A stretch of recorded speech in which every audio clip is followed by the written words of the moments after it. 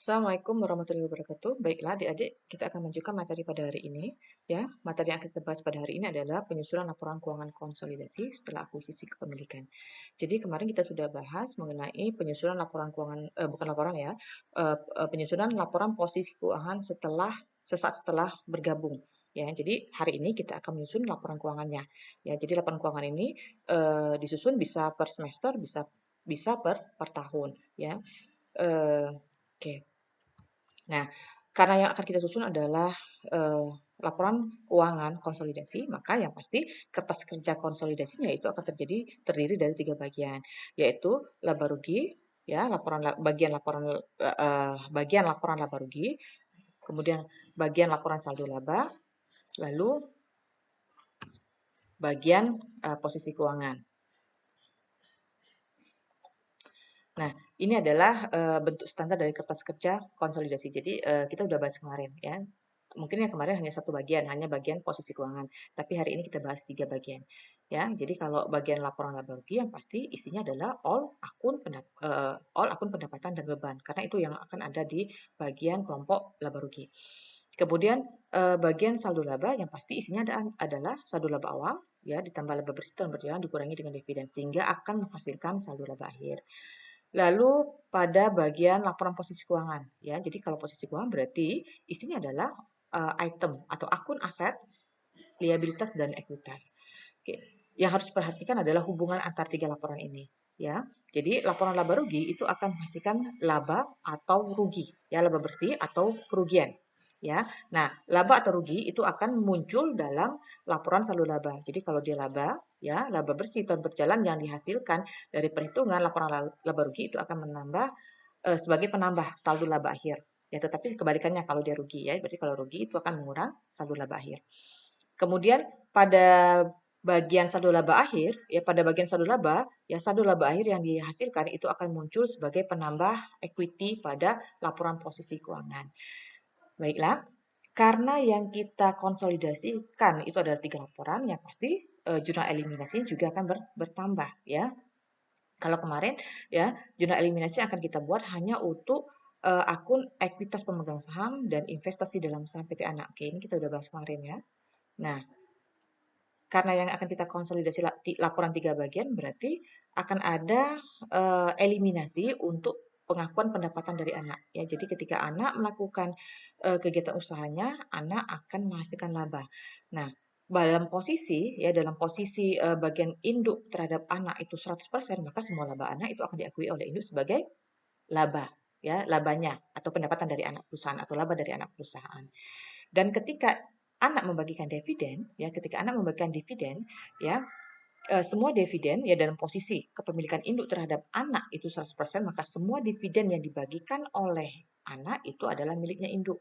Ya, seperti itu. Maka itu pun harus dieliminasi. Jika kita sajikan dalam format standar jurnal eliminasi akan muncul seperti ini. Ya. Jadi akan kita eliminasi adalah equity anak ya dan investasi dalam saham PT Anak. Ya, jadi ekuitas anak itu terdiri dari saldo bukan saldo ya, modal saham PT Anak. Kemudian saldo laba PT Anak yang akan kita eliminasi adalah saldo laba yang awal ya, yang 1 Januari ya, bukan saldo laba akhir. Oke, itu yang harus diingat. Jadi saldo laba PT Anak yang akan kita eliminasi adalah saldo laba awal ya per 1 Januari. Ya, begitu juga dengan investasi dalam saham PT Anak. Ya, jadi investasi dalam saham PT Anak yang akan kita eliminasi adalah sebesar investasi awal. Ya, jadi investasi awalnya. Kemudian jurnal eliminasi yang kedua itu adalah eliminasi untuk pendapatan dari anak. Ya, jadi all pendapatan dari anak itu harus dieliminasi. Berikut juga dengan dividen. Dividen yang dibagikan oleh anak itu juga harus dieliminasi. Nah, ketika ada selisih pengakuan antara akun pendapatan dari anak dan akun dividen PT Anak, maka itu akan kita eliminasi pada akun investasi dalam saham PT Anak. Ya. Supaya lebih mudah difahami, kita masuk ke contoh soal. Jadi kasusnya itu adalah kepemilikan 100% ya, dibeli pada nilai buku. Jadi kalau dibeli pada nilai buku berarti tidak ada selisih ya. Biaya perolehan investasinya itu akan sama dengan nilai buku ekuitas anak. Jadi posisinya biaya peroleh investasinya itu adalah 300 juta, ya, di mana modal saham anak 200 juta dan saldo laba anak itu adalah 100 juta. Sehingga jika dihitung, ya, selisihnya adalah 0. Ya, karena apa? Karena biaya peroleh investasinya itu sama dengan total equity atau total nilai buku ekuitas anak, ya. Nah, ketika induk membeli atau melakukan akuisisi terhadap anak, maka induk akan mencatat dalam akun investasi dalam saham PT Anak pada kas. Ya, ini biasanya ini dicatat pada saat awal ketika terjadi akuisisi, ya. Oke. Nah, data berikutnya adalah kalau kita lihat pada tahun 2000X1, ya, berarti tahun pertama ya, induk memperoleh laba 140, sedangkan anak memperoleh laba 50 dan membagikan dividen 30. Oke, ini yang harus dicermati. Ya. Artinya ketika anak memperoleh laba sebesar 50 juta, berarti induk itu akan mengakui, ya, adanya pendapatan dari anak sebesar 50 juta. Ya, jadi kalau kita jurnal, ya, oke, masih ingat enggak kemarin metode ekuitas, ya. Jadi ketika anak memperoleh laba, maka induk akan mencatat adanya penambahan investasi. Ya, jadi untuk laba anak, induk akan mencatat adanya penambahan investasi, ya, sebesar 50 juta dan pendapatan dari anak sebesar 50 juta. Ya. Nah, ketika anak membagikan dividen, ya, induk akan mengakui, ya. Jadi kalau anak membagikan dividen, ya, seolah-olah ada pengurangan investasi, ya. Ketika induk memperoleh dividen dari anak, maka induk akan mencatat adanya kas pada investasi dalam saham PT Anak. Ya, jadi kalau kita hitung, ya, waktu investasi awal kan 300 juta, ya. 300 juta debit, ya. Ini pun debit, ya. Berarti posisi investasinya sekarang, ya, 350, ini kredit. Ya, berarti harusnya saldo akhir untuk akun investasi dalam saham PT Anak yang disajikan oleh induk dalam neraca saldonya itu adalah sebesar 320 juta. Dari mana? Ya, dari 300 ditambah 50 dikurang dengan 30. Oke. Nih, lihat.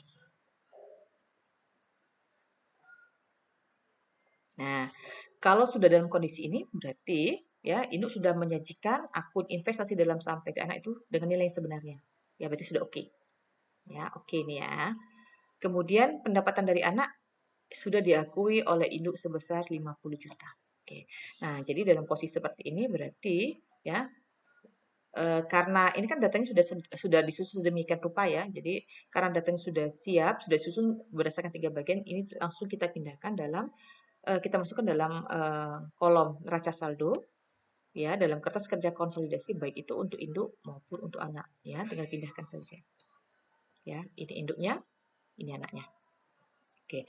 Lalu untuk eliminasi, ya, kita akan melakukan eliminasi untuk akun apa saja, ya. Oke. Kita akan lakukan eliminasi seperti yang kita bahas tadi, itu adalah untuk pendapatan dari anak perusahaan. Ini kan kredit, ya, akun normalnya, ya. Maka waktu dieliminasi kita akan debitkan, ya, apalagi dividen ini. Ya, dividen yang dibagikan oleh anak, ya, kita kreditkan.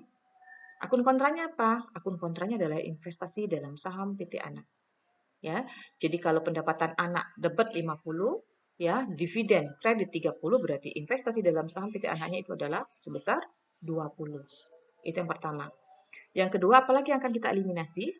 Yang kedua yang akan kita eliminasi itu adalah akun equity anak. Ini berarti, ya, modal saham anak sebesar 200 kita debitkan, ya. Apalagi saldo laba. Nah, ingat, saldo laba yang akan kita eliminasi itu adalah saldo laba yang awal. Ini berarti, ya. Oke, kita debitkan. Kreditnya apa? Kreditnya adalah investasi. Ya, seberapa? 300. Ya. Jadi kalau kita buat jurnal eliminasinya itu akan tampak seperti ini. Ya. Jadi pendapatan dari anak 50, dividen 30, investasi 20. Lalu, ya, saham biasa 200.